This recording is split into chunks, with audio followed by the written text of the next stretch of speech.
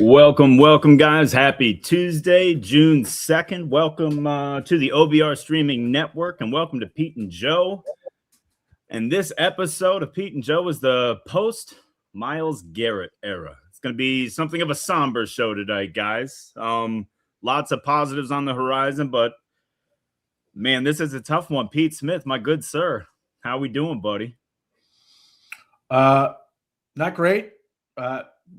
Be honest, it sucks. And part of the reason it sucks is because why the Browns felt they needed to do it, which is going back to the same decision that continues to haunt this franchise forever and is costing them player after player after player, which is Deshaun Watson. And what really digs that in and really just gets at you is the fact that there's at least reasonable, I mean, certainly a non-zero, but reasonable chance that Deshaun Watson is going to be starting for this football team. While they won't have Nick Chubb, David Njoku, Joel Bitonio, Wyatt Teller, and Myles Garrett, so on and so forth.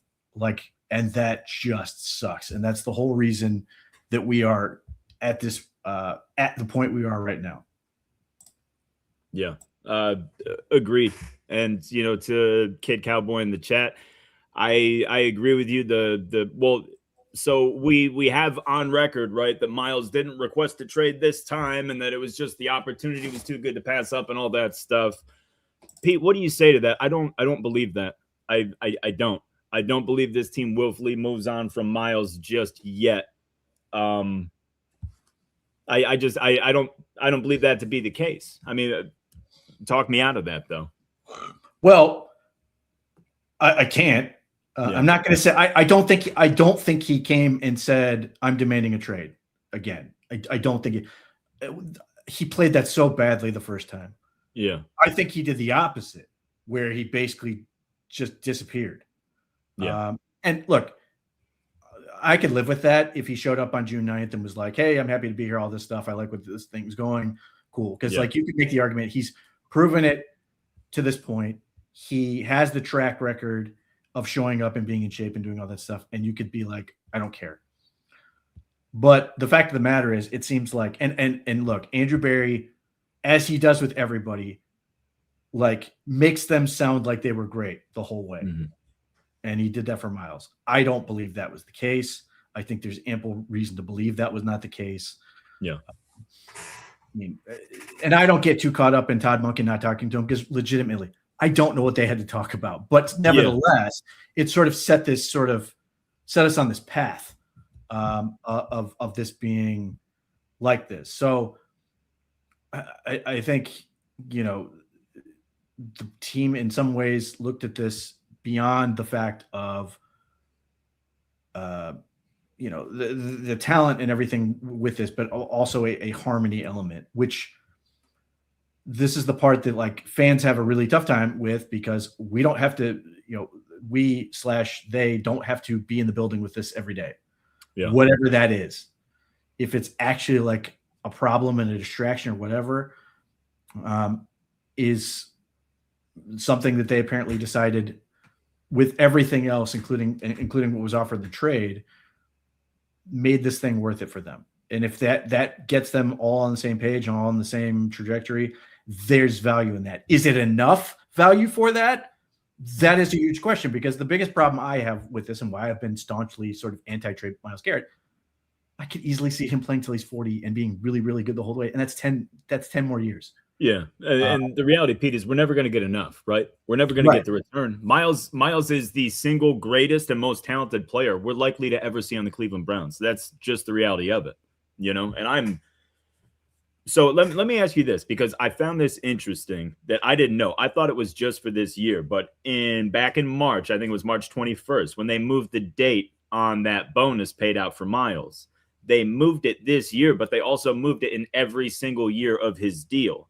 So basically, I don't believe the plan was we are absolutely 100% trading him this year. And the reason I don't believe that is because they didn't make a move in the draft. You would have added something. You would have to. And there were good players available. If you knew you were going down on Myles or you were getting out on Myles, I refuse to believe that they would neglect that position of all positions, regardless of whether you're getting Jared Verse back or not. He's not Myles Garrett. You know what I mean? So it's that I found interesting that I really don't believe that they set out to absolutely trade him this year, but they were blown away with the Jared Verse offer. That was, I think that hit all their tipping points and they pulled the trigger. No, and as we sort of said at the time, it gave them the ability to listen. That doesn't mean they had to say yes. Yeah. And when it came down to it, there were two players on two different teams that they were very interested in. And one of those players never got offered. Yeah. Which is the Eagles defensive tackle, Jalen Carter. Yeah. They would have listened to that, and the Eagles were staunchly against this. And up until very recently, the Rams came out and said it today. They said we were trying desperately not to give up Jared Verse because they knew what he was. Yep. So that it's why it took this long. So, I think there are a couple of fundamental questions with this whole thing, and how you answer those sort of is going to shape how you feel about this. Should the Browns have traded Myles Garrett? I was staunchly in the no category. I think you were too. Yeah. Browns said no, unless, and we clearly got unless. So once you walk through the door, and I did this, I wrote an article sort of exploring this exercise. And I actually wrote the article because I thought at the time this was going to sort of put this to bed and be like, this is never going to happen. Show everybody how challenging this is to happen. So I literally went in with the notion of, I don't want to trade Myles Garrett. What would it take me to be able to go, this is reasonable enough offer? I'm sort of like, yeah, I get it. Like, I don't like it, but I get it. And the first guy I said was Jared Verse. Jared Verse is that good. And I projected first round pick in 2027, first round pick in 2029. The Browns ended up getting a first round pick in 2027, a second round pick in 2028, which I know people don't like doing this as a math thing, but like that is equivalent to a first round pick in 2029. And the Browns ended up getting a third. Now, could the Browns have theoretically gotten exactly what I offered? Perhaps. But like, I think the argument they're going to make is they overall came out with a slightly more value because of the extra third round pick in that third year. Mm-hmm. Now, is that enough? It's enough for me at least to call it reasonable relative to what you're trying to get. But all this comes down to how you really feel about Jared Verse. And I guess another question I have along these lines is, if you're the Browns and you're saying the only way I'm trading Myles Garrett is if I get a young, proven defensive end, and an emphasis on young and proven, how many of those guys are out there? And not many. When I did this, I came up with four guys, or not, and one of them wasn't even really proven, in Jalix Hunt for the Eagles, which they did try to sell the Browns. One of those was Jared Verse, obviously. Tuli Pelotu, who's I loved coming out of the draft, is a good player. He's very tough. I like he's that. He's very good. He had 13 sacks. I still don't think he's in Jared Verse's, area code, but nevertheless, very good player. And then the last one was Greg Rousseau of the Buffalo Bills. But like, if I take the whole NFL and I go, how many guys under the age of 27 or under, or 27 or under, 26 or under, proven young defensive ends, how many am I taking over Jared Verse? I came up with 3. Maybe there's somebody I'm missing. I came up with 3. Will Anderson, you were never getting him. Never. Aiden Hutchinson. The Lions certainly would have liked Myles Garrett, but they wanted it with Aiden Hutchinson. They had nothing else to offer. And then the third one is Nick Bonito, which the Broncos were never going to offer in a deal they would have wanted to pair him with. And I certainly wasn't going to be like, okay, cool, we'll take Jonathan Cooper. Yeah. Like, nothing against Jonathan Cooper. He's a fine player, but like, who are we talking about? So to me, Jared Verse at that point is the 4th guy. So is he Myles Garrett? No. He is, to me, a top 15 defensive end. And what's funny about this whole thing is, like, this is the actual practical application of trading down. The Browns traded down for Myles Garrett to get Jared Verse and a whole bunch of picks. They didn't do it in the draft like they usually do it. They did it with players. Is that a good idea? I don't know, because there's absolutely a world where I could see Jared Verse at 32 years old, still not being worth it relative to Myles Garrett at what at that point will be 37, 36, 37 years old. Like, and that's the scary part. Now you got a first, a second, and a third. What are you going to do with those picks? Are those going to end up being an element where they become 4 players? in total, like with verse, and all of a sudden the sum is equal to is more than the individual parts.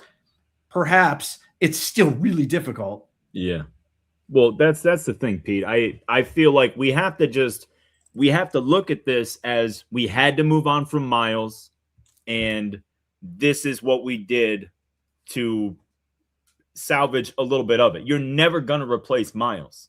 And that's the thing that kills me is like the offseason's fun. Like this is all fun and like going over like who's going to play where and how it's going to affect this, that, or the other. But the reality is, dude, we're going to wake up that first week in September and we're not going to have that alien ruining the game for the opposing offense. Like I want Browns fans to know you're going to see a different Joe Burrow this year. And that son of a bitch ain't going to be fun. Like I'm trying to avoid the doom and gloom of all this stuff, but just in the back of my head, I'm just thinking about the gravitational pull that Myles has and how he raises everybody around him just by making their job so much easier.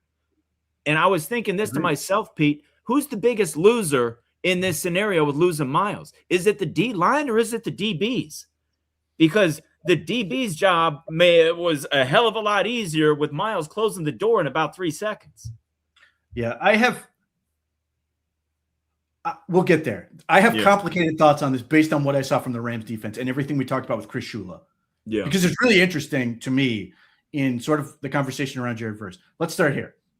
If the Browns I think it was critical that the Browns got a player back. Yeah. I think it is absolutely critical that you did not send Myles Garrett off to LA and all you had to show for it was theoretical assets you were going to get to start using next year. You have something tangible that you can place in your defense. You understand it's good right now. You don't have to wait for it to be good. You know Jared Verse is a good football player. You can sit there and go, well, how is he going to fit all this other stuff? And I'll tell you how he's going to fit. He's blunt force trauma on the defensive line. He's just going to go through people.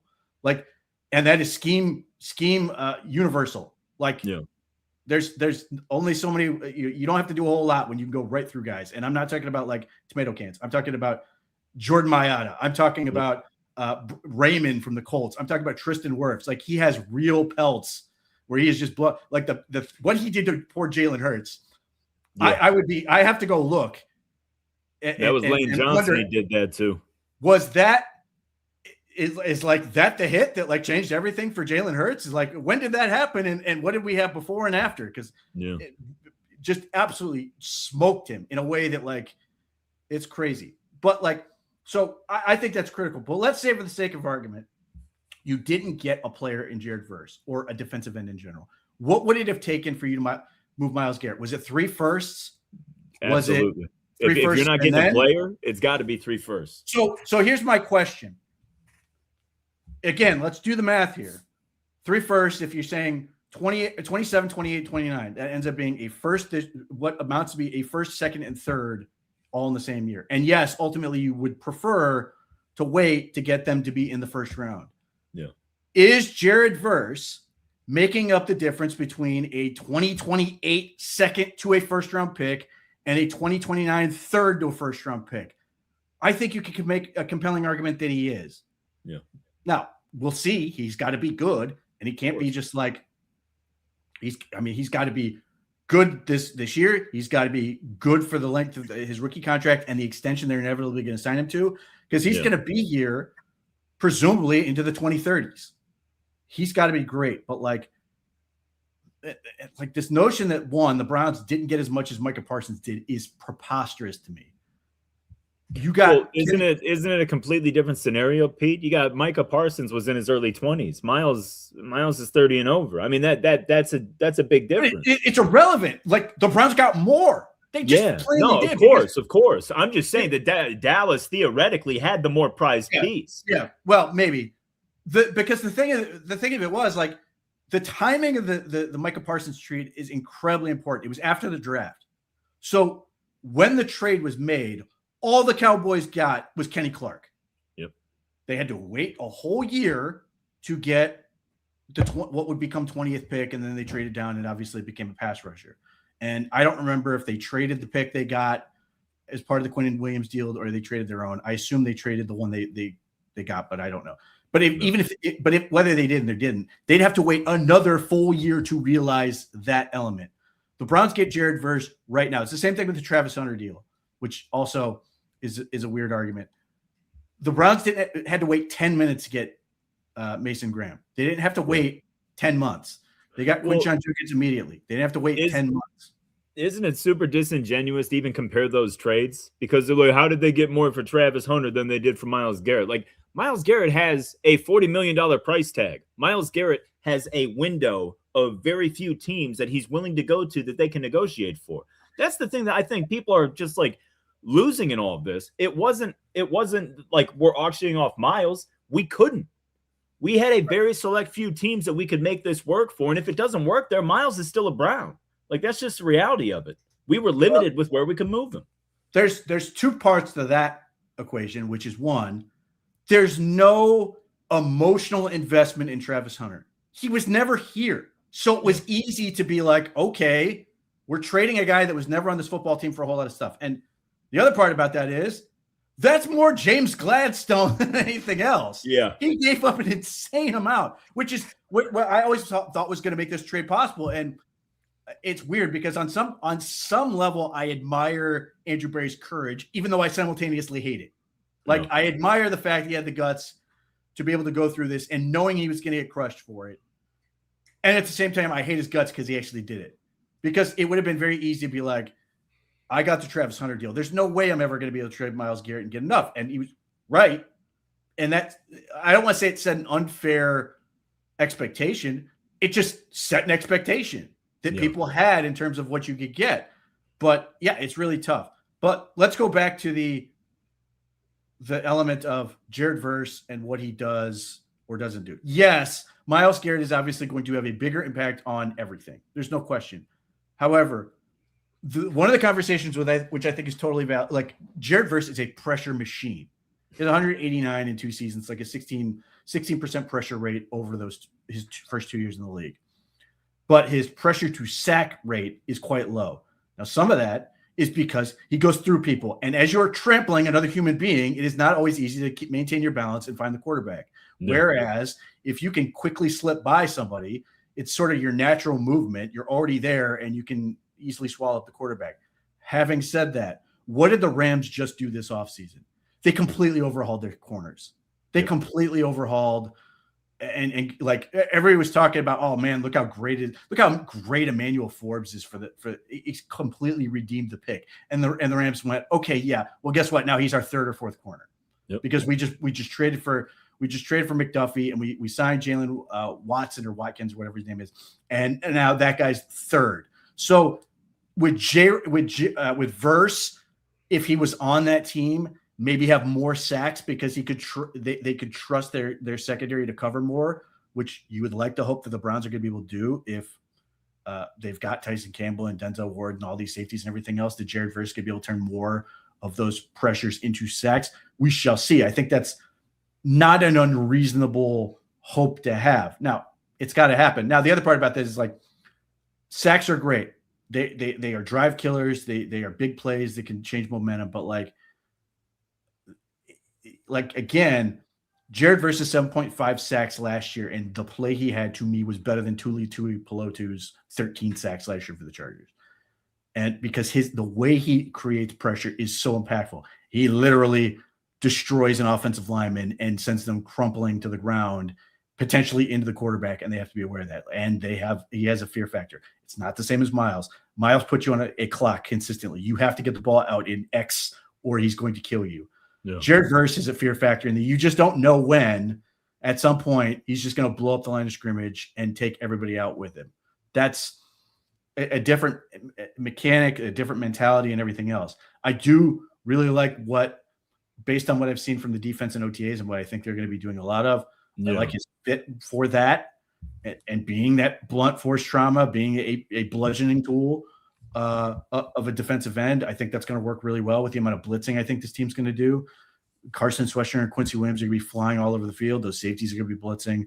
And a guy like Verse creates very, very short angles because he's so destructive on the line of scrimmage. He can run stunts at an extremely high level. He can and clear space doing that.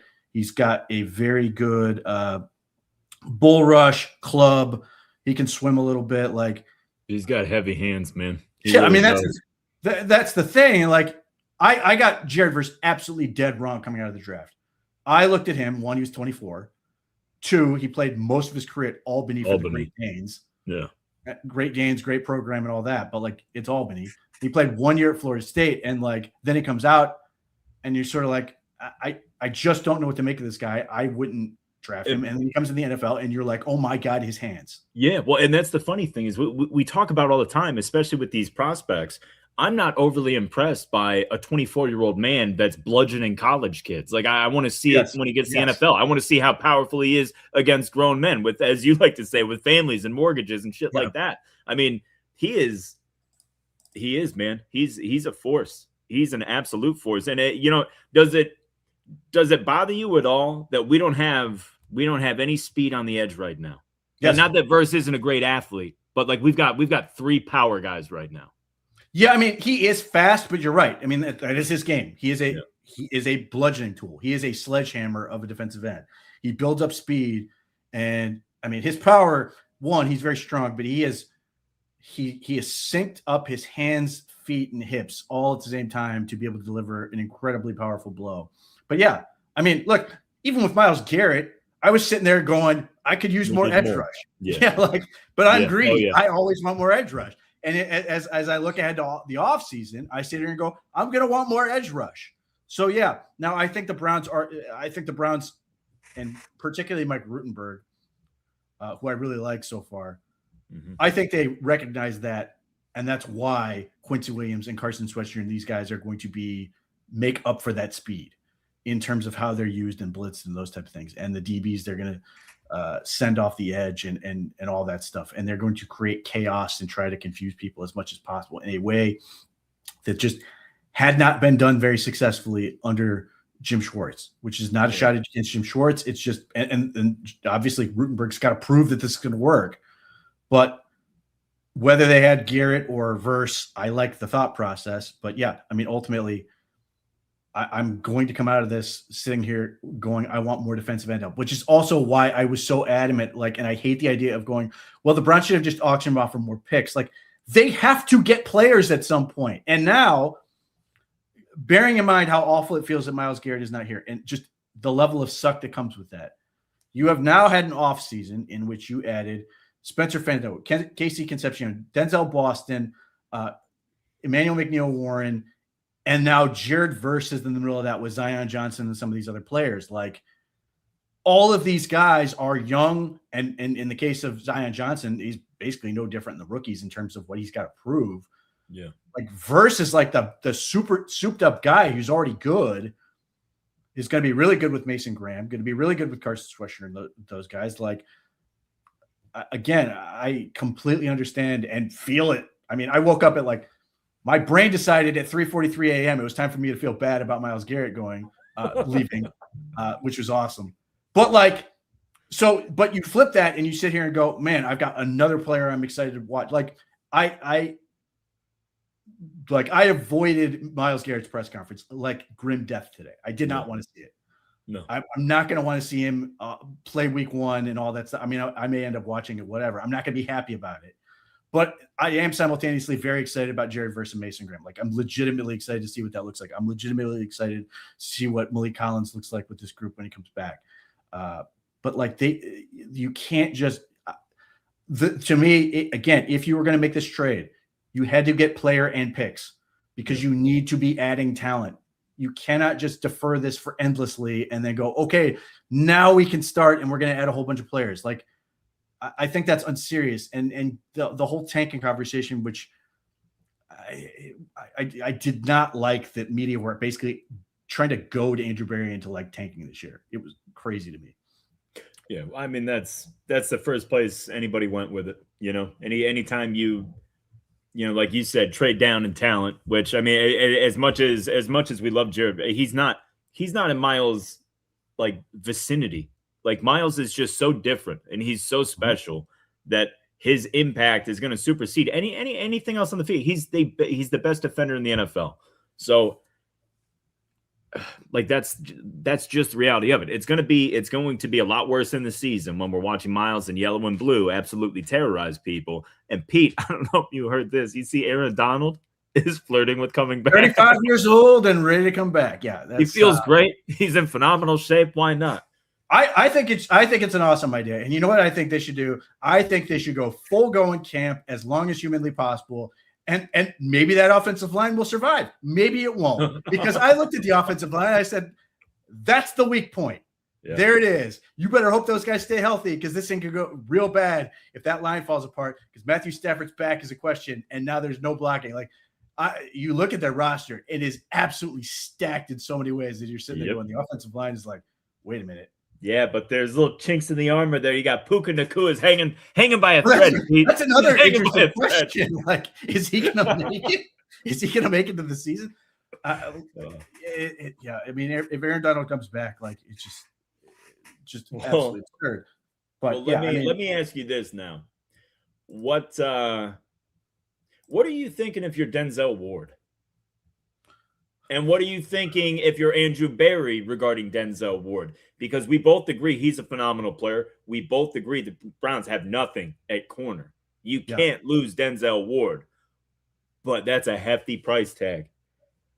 Well, I can't speak for what Denzel Ward wants. I mean, like, of course, he's attached to this community in a way that, like, even if he was to want out, I don't know if he'd actually say it. Yeah. But like, would it be a complete shocker to find out at some point he quietly went to the Browns and said, I wouldn't mind it? No, but there is a huge problem with this. It's the same. I think it's actually trickier than the trading of Myles Garrett. Like, I could get value. I could find. Look, no. What I'm saying is, like, if you trade Denzel Ward, somebody has to play corner. Yeah, you need to get a young corner in return. And D'Angelo, like right now, if you traded D'Angelo or you traded Denzel Ward, D'Angelo Ross is like starting. And what about Trey Avery? He's had a strong camp. Yeah, I mean, he certainly was in a lot of highlights last Wednesday. That, like, I'm sitting here looking at this going and saying the depth on this thing is like very concerning. And then like people are like, well, just trade Denzel Ward for like a pick. Okay, but like, the Browns aren't going to play this game where they're just going to carve out and completely dismantle a position on their defense.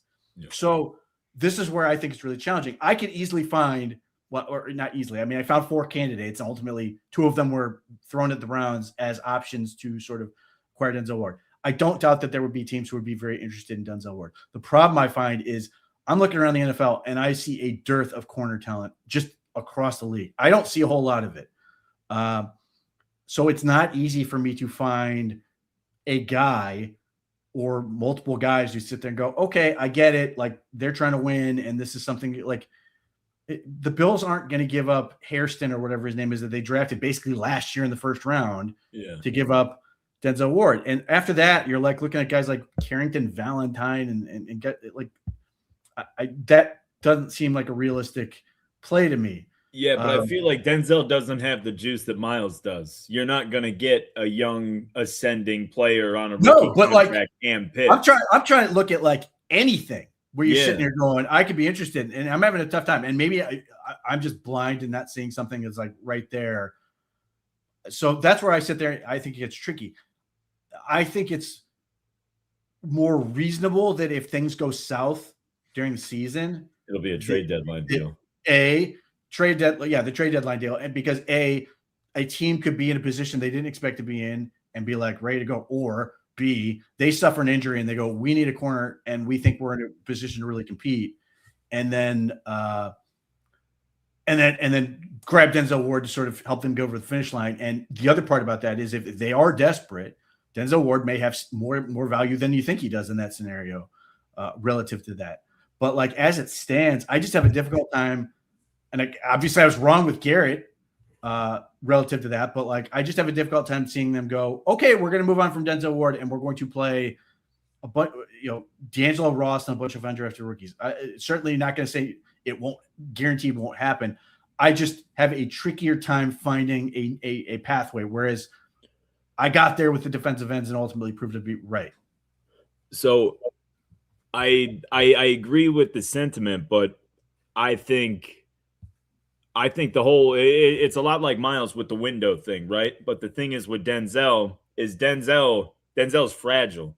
You know what I'm saying? So if you're going to move off of Denzel, coming off of a strong year and a healthy year is the time to do it. You know, I mean, he's been a concussion away for, you know, the last 2-3 years we've been worried about. You know what I'm saying? It's a constant thing with him. And as good as talented as he is, it's the whole window deal. You know, like when we're getting ready is when he's going to be wrapping things up. And also his contract is going to be an absolute problem at that point. I mean, they already had to mess with it this year, right? Wasn't it about 30 something? What? The cap hit for Denzel Ward. Oh, I don't know off the top of my head. It's enough that like they could do it. Yeah, they could absolutely do it if they want to.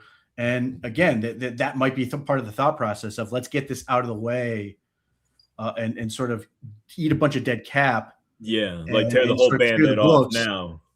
Yeah, I mean, so that's a thought process. But like, so again, I think it's certainly a possibility. I just struggle to see, again, I could just be absolutely blind and missing something and going, well, of course, this is a natural fit. I'm sure the Browns will listen. They listen to everything clearly. I mean, in the case of the Rams, they just badgered them endlessly. But does that translate into anything? And does Denzel really want to go? I don't know, because the other part about this, and not that this would stop him if you were to trade Denzel Ward and then he ultimately retires, I think he would absolutely be able to come back and get a job with the organization. Oh, yeah.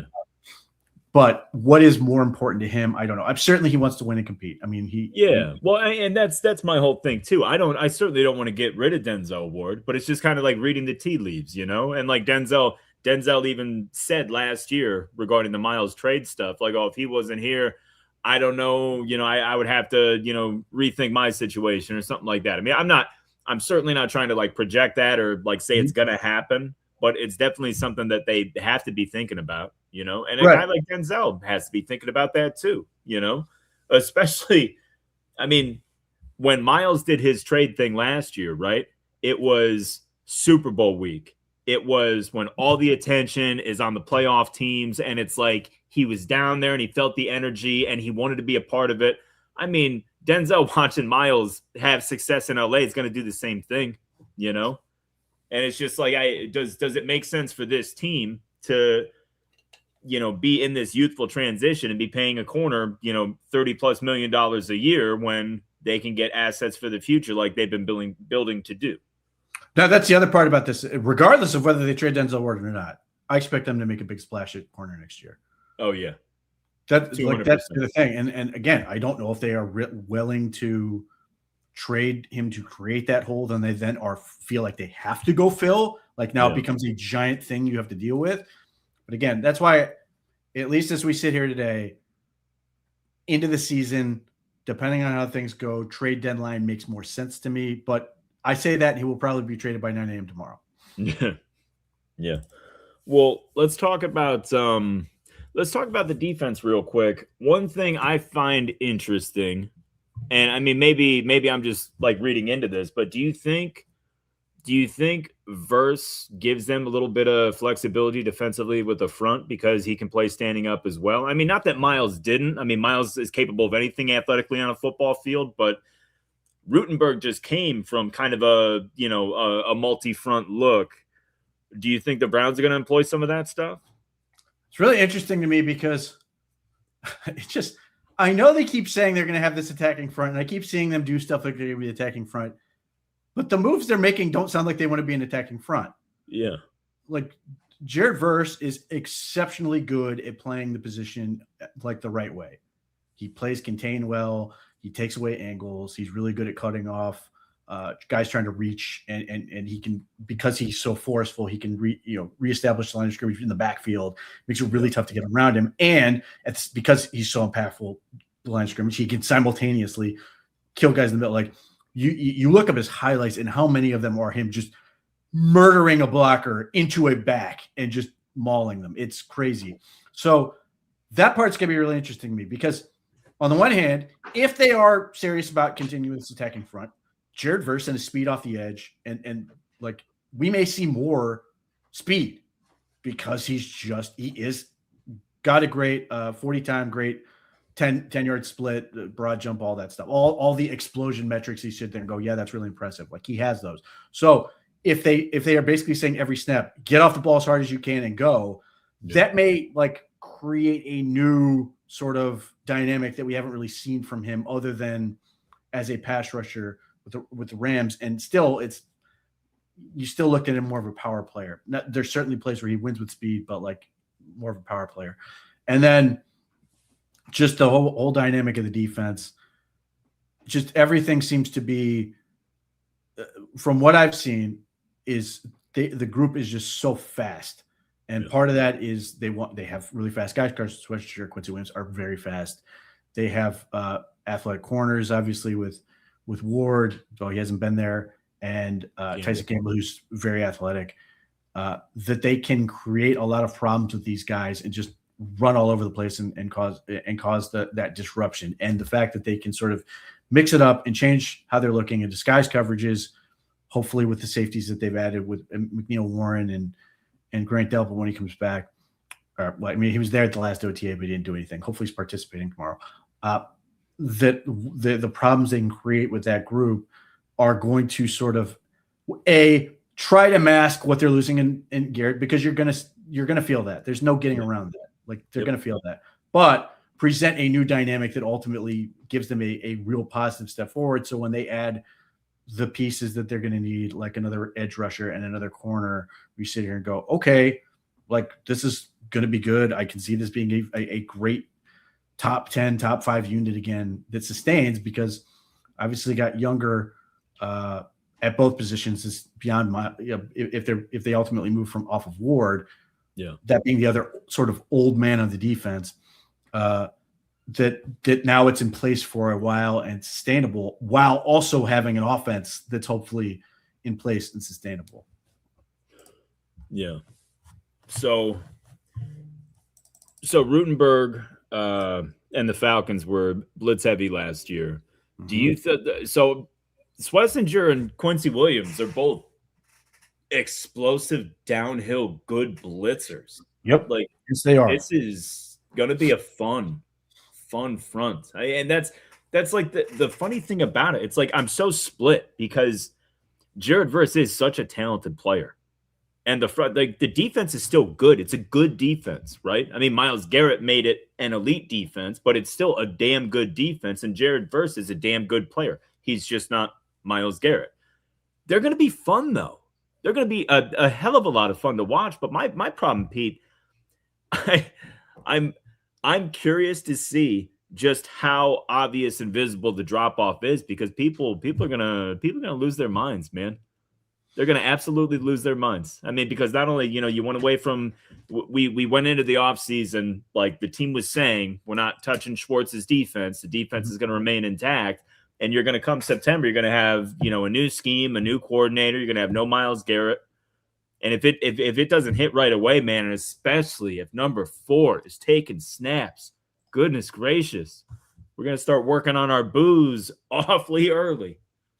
Yeah, I mean, obviously there will be a drop-off relative to Myles Garrett, but my hope is that they clean up the dumb stuff that this defense has been dealing with for the last few years, like where we sit there and watch them just be out of position on something, or we hear after the game there's a miscommunication or some other nonsense where you're sitting there going, what are we doing? We've been in this system for this long and we're still doing this. Like, if Mike Rutenberg can just make sure that this defense is more consistently sound and they're just on the right place in the right time, like you may not have like the sheer overwhelming dominance that you had in terms of Myles Garrett could just destroy a drive himself. And then because he was so dominant and took up so much space, other guys could step up and be just big time players when he wasn't able to get there. They may not be so overbearing and feeling like they're on you all the time, but the trade-off, hopefully they need to aspire to get here. And hopefully this is the main focus, that they just eliminate the dumb shit that the teams had. And then like, that's the trade-off that you're like, okay, we're not as overbearing and just breathing down your neck every play, but we also don't watch this team just give up incredibly stupid plays where you sit there and go, why is it like this? that this defense can absolutely have the highest 3-and-out rate of any team in the league and also just give up stupid points for no good reason because they're just out of position or there's some dumbass penalty or whatever. Yeah, that's the one thing that I'll give this defense ever since. I mean, it's always been this way, it seems. But man, we've gotten absolutely tagged up by some very, very middle of the road quarterbacks. Yes. It's Moore just freaking came out, went ping, ping, ping, ping right down the field. It's like, what are we doing? Yeah, for real. Well, and that's the thing too. If he could just shore up some of that back end stuff, because I feel like the communication in the back end, and I mean, it almost seems like whenever they're not in man, whenever they have to go to like a zone of some kind, it's like, geez, oh man, we couldn't function in zone. I mean, we watched what's his face, the dude who was the journeyman for the Colts, just carved this team up for 310. Gardner Minshew shredded them. That was 23. That was the year that they were on a tear. God. Yes, that was PJ Walker game-winning drive because he certainly earned it and definitely didn't have Myles Garrett scoring 17 points by himself. But, I mean, but that's Can you believe that Deshaun was the third worst quarterback on the field that day? I can't believe that, but like that's where you sit here and go, this defense is absolutely historic in 2023, and they let Gardner Minshew just absolutely destroy them. To absolutely just emasculate the 49ers and then have that happen was just. And Minshew was doing RPOs on him, Pete. Like my God. Oh my God. Yeah, the same thing. I forgot about that. It's the same thing last year with don't get me wrong. Aaron Rodgers made a couple of really good throws and there was some cool play design. Aaron Rodgers, what about Carson Wentz, guy? He was channeling 2017 Philadelphia. This has always been my frustration with, and this is everybody. When you get Jim Schwartz, this is the push and pull you deal with. You're sitting there going, man, I love when this defense is clicking and it's great. And then you sit there and you watch and you go, how can they give up this stupid stuff against just mediocrity? Yep. And I mean, I know people who watch the Eagles and they were saying the same thing and he got a ring. Yeah. And they were basically how about in 24? You remember when Daniel Jones carved him up in week 3 in 24? That was terrible. Yeah. So that's my hope with Rutenberg is that they can stabilize this. Maybe they're not going to just absolutely obliterate a team, but that they're just going to be consistently good. And obviously that's really difficult because teams game plan well and their coaches get paid too and all the stuff. But I would love to see just a little bit more, a little bit less volatility with this defense overall. And I'm hoping Rutenberg can deliver it. I'm hoping Jared Verse can be part of that. And Myles Garrett, Myles Garrett is absolutely phenomenal. There are times I will point to that the Houston Tech, the Colts Titans game where it looked like he was just going for the sack record and taking the widest ass angles possible, and just not playing the run at all. I'm not. Again, these are trade-offs I'm willing to accept to have Myles Garrett on my football team. Jared Verse isn't going to do that. No. Jared Verse isn't going to have 5 sacks in a football game either. But he's going to play his position and play the gap properly and be where he's supposed to be on run defense. And Myles Garrett had a really, really good year run defensive wise overall. I've seen people we're trying to revise history and say, well, Myles Garrett was never a good run. He was a very good run player last year, but in that game, it was genuinely awful and selfish in that regard. And can I? Yeah, that was Pete. That was the whole last month of the year, though. Yeah, that was the whole last month of the season. That's the only reason any of those boys laced them up was to get Myles that record. Yeah, so that's where I sit here and I go, there's no replacing him. But there are certain elements of the Jared Verse where I'm sitting here going, I can appreciate what this is going to give the Browns.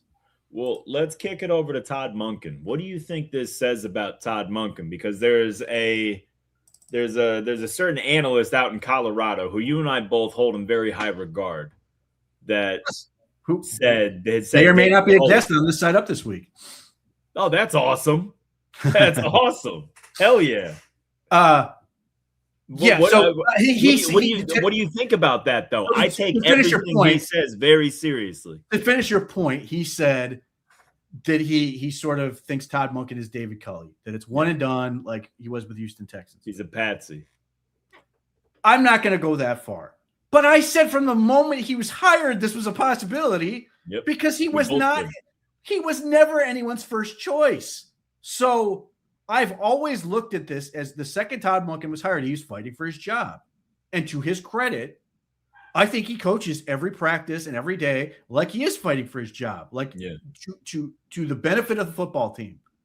I think it is good for this team. I think it's good for where these players are.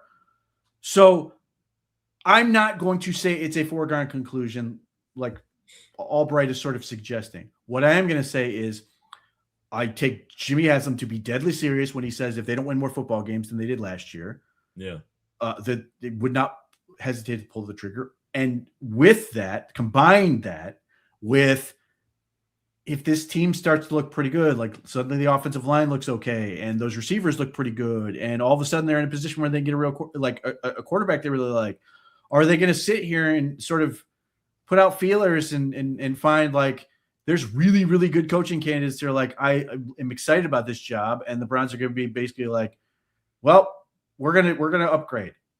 And is that fair? No, but I think Todd Monken knows the deal in that regard, and I think he's going to be very well compensated regardless of what. Yeah, I mean, he's got a 5-year deal. He gets every cent. Guaranteed 5-year deal. Yeah.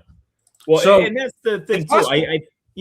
And that's what I was going to say. I can appreciate the possibility of that, because if things don't go well and the young guys on offense don't really click and it doesn't come together and the offense struggles, then they're going to find themselves a year from now. But I'll tell you where it becomes a slippery slope, man. Do you keep Andrew Berry if you have to fire Todd Monken? Does Andrew Berry get to pick a third? Well, it would be his second coach that he'd pick because he was hired after Stefanski, technically. Did he really pick this? Well, no, I mean, you know what I'm saying, though. I know. No, I don't put it out the realm of possibility that Andrew Berry made this trade and he has no assurances. Yeah.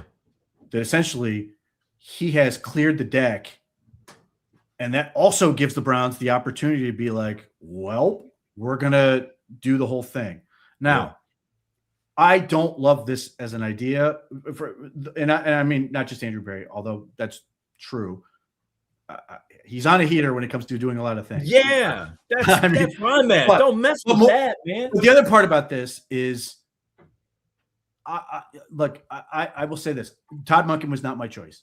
He would have been number 2. Mm-hmm. I really like the assistants they've hired. Like, that's the part where I sit here and go, not all of them, because I still look. Travis Schweitzer, or however you pronounce his name. Yeah, he went to the Harvard of Summit County, and I appreciate that. But like, I know nothing about him. But like the defensive, like I really like Rutenberg. I like the defensive assistants. I'm a little bit worried that if the Browns defense works the way it's intended, we're going to say goodbye to Ephraim Banda. He's going to get a defensive coordinator job, but I like Cesare. I think he's a good coach. Jason Tarver's a legend. So that's where I sit here and go, I'm always – whatever you want to say about Kevin Stefanski, like, yes, I like Kevin Stefanski, the head coach. I also liked guys that were on the staff, and I hate having to do – it's not just the head coach. It's the guys under him. Those guys are so important.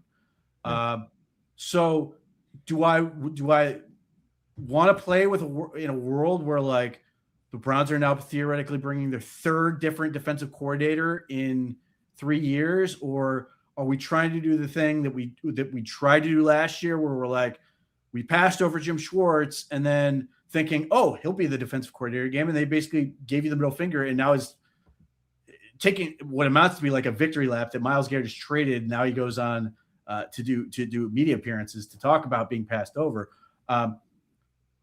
I don't want to get in the situation where like, well, I really hope, assuming he's successful and Mike Rutenberg and this defense are good, that like, we're not sitting here going, well, they're going to fire Todd Monken, and I really hope they can find a coach who can find a way to work with Mike Rutenberg and do all this, that, and the other thing. Like, so I'm hoping that Todd Monken is successful. It's one of the many reasons I have no interest and continue to have no interest in tanking.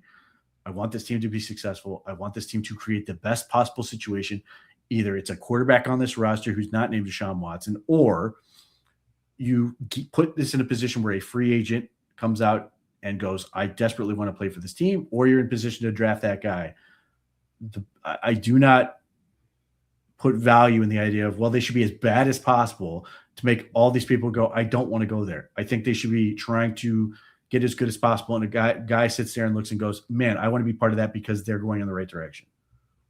Let me ask you this now, as somebody who is a fan of Shedeur Sanders and is excited for him to get an opportunity. Is this trade of Myles Garrett not a direct indictment on the lack of belief in the quarterback position on this team? Hard not to be. Yeah. Hard not to if they had any sort of, I say it's entirely unfair, but of course, but it's the reality of it, right? I would say as of June 2nd, clearly they have not seen anything that makes them go, well, I guess we're going to be set here. Yeah. Now, on the one hand, that is refreshing on the one end. The one end, obviously. I don't have nothing else. That's honestly, Pete, though, that's just you holding on to the last shred of doubt. Like, please God, don't do this to me. So but I mean, nobody in their right mind thought that was a good decision. We were just scared that the team that made that, terrible choice was going to double down on it. Yeah. I mean, so it at least hopefully it puts to bed the idea of any Deshaun Watson resurrection. Yeah.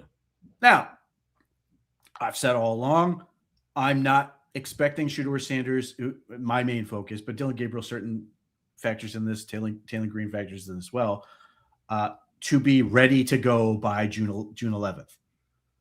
Whatever they take the 6 weeks between, I'm hoping that by the time we get to real training camp, that some of the stuff I think I've seen Shedeur Sanders working through is going to now click, and he's going to see it, and he's going to trust it, and he's going to go, and it's going to be better as he gets there. I think he's legitimately in a process of sort of, I mean, there's a couple ways you can look at this. One, the least charitable, where you can say he still doesn't know what he's looking at and he's hesitating.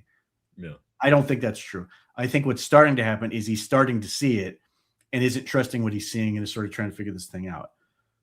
In, basically 2 months, I'm hoping by that time, now he's seen it enough and now he's trusting it more that now the ball's coming out on time and he's making plays and now he can try to make a real push for this job. Whatever that's going to end up being, I don't know, but I'm hoping that by that point we're sitting here going, okay, I'm seeing the real progress. You can sit here and you can watch and you go, Deshaun Watson has separated himself from Shedeur Sanders on June 2nd. Okay, fine. I don't know what that really means, given that this is such a longer process than that. And you were not expecting, I don't think reasonably, to say that Shedeur Sanders was going to show up to OTAs and be like a franchise quarterback out of the gate. It was always going to be continuing development. And it's, what does it look like from this step to the next step to the next step to the next step? Well, the next step is there's no TA tomorrow, the veteran mini camp. Hopefully we start seeing some stuff. And then really it's, what does he do with his summer vacation? And then what does it look like when he comes back for training camp? Because at that point he could start making a move and all of a sudden we're going, okay. Now he could also still be stagnated. This is the thing I've talked about, which is guys stagnate for a while. And then all of a sudden they take a jump because they figure something out. And I'm hoping that by the time we get to training camp, that Shedeur Sanders is ready to take that jump and make a move, and we start to see it on the field. Yeah. So Dylan Gabriel is still, I mean, you're starting to hear a little bit of rumblings that he's getting some run with the ones here and there.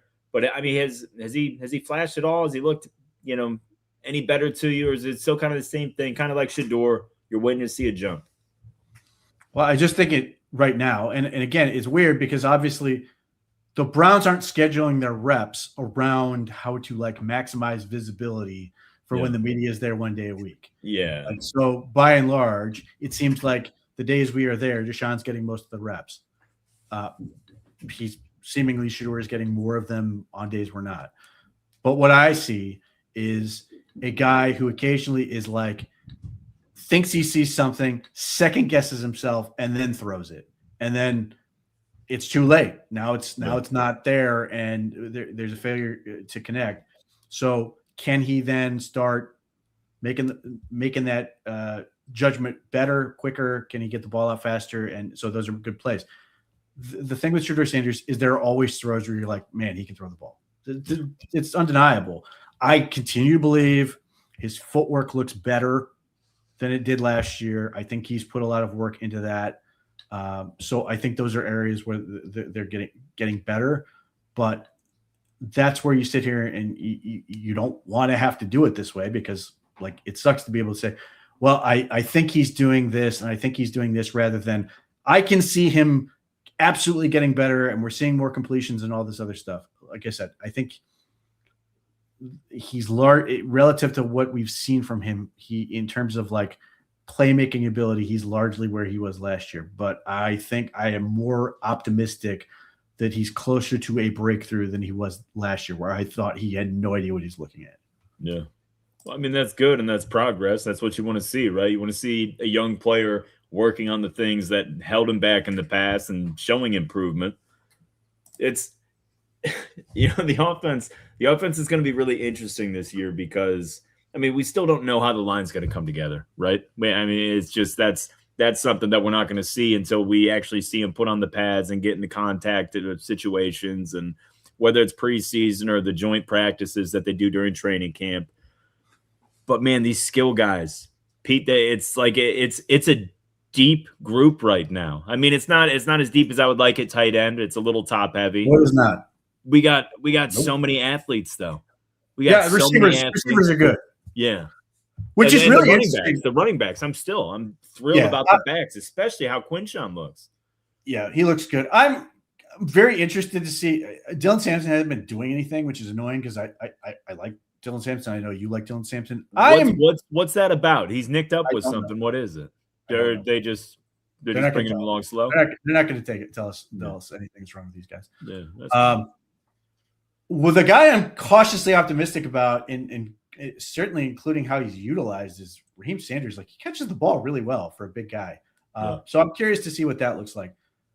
But what's sort of interesting to me is as I said earlier, I think corner is by and large down in the NFL. Now, teams are coming up with zones to sort of compensate for it, but it's sort of curious.